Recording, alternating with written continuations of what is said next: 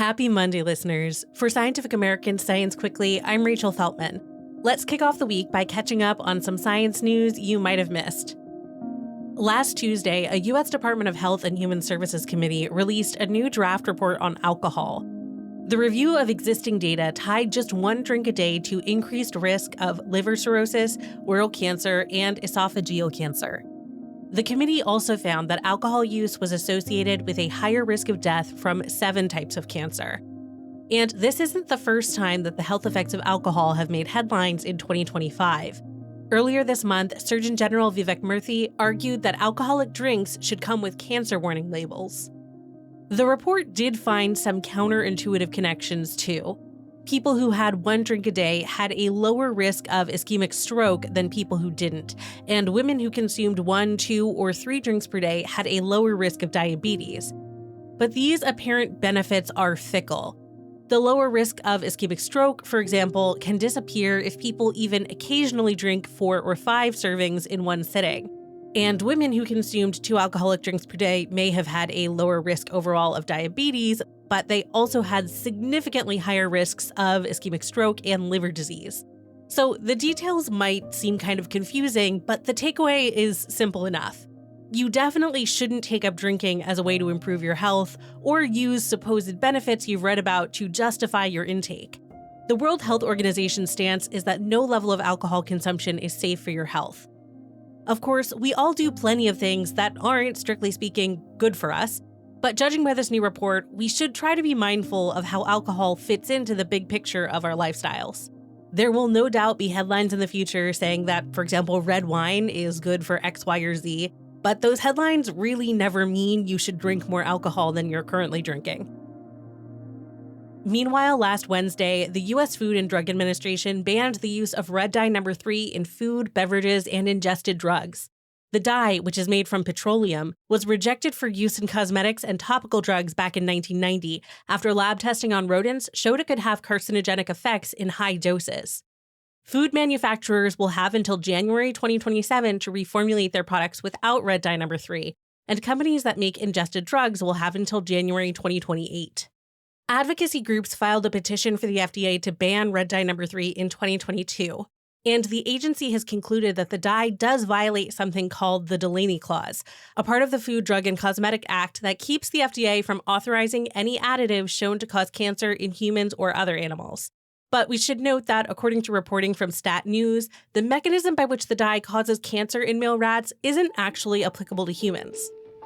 In other public health news, a team of more than 50 experts publishing in the Lancet Diabetes and Endocrinology journal argued last week that the current diagnosis of obesity is flawed.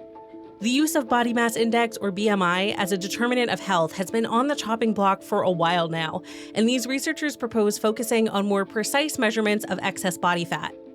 They're also suggesting that people who meet the definition for obesity but who do not have any of the conditions that can sometimes be associated with higher weight, like diabetes or heart disease, be put in a separate category from folks who are already dealing with those health problems.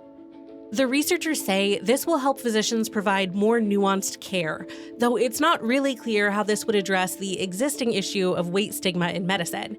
If you want to learn more about how size bias impacts healthcare, check out our November 8th episode on the subject.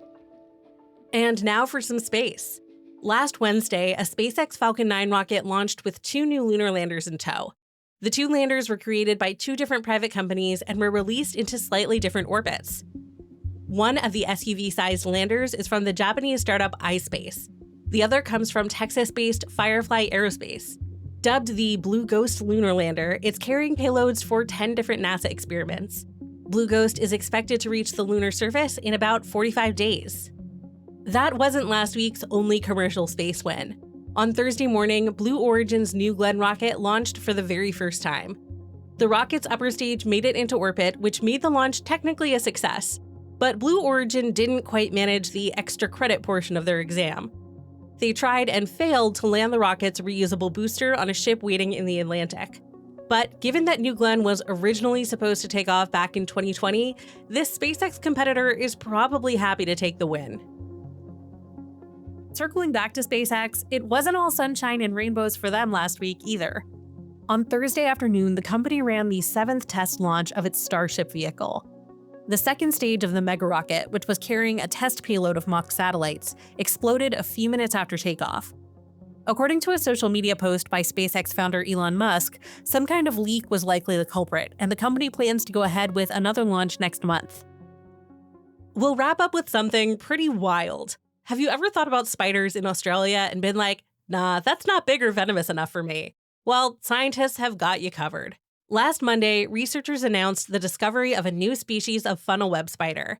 It's a close relative of the Sydney funnel web spider, which is known for painful bites that can cause serious illness and even death.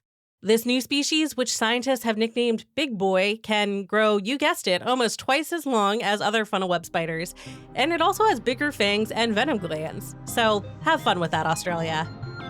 That's all for this week's News Roundup. We'll be back with another episode on Wednesday. Science Quickly is produced by me, Rachel Feltman, along with Fonda Mwangi, Kelso Harper, Madison Goldberg, and DelViscio. Shayna Posses and Aaron Shattuck fact-check our show.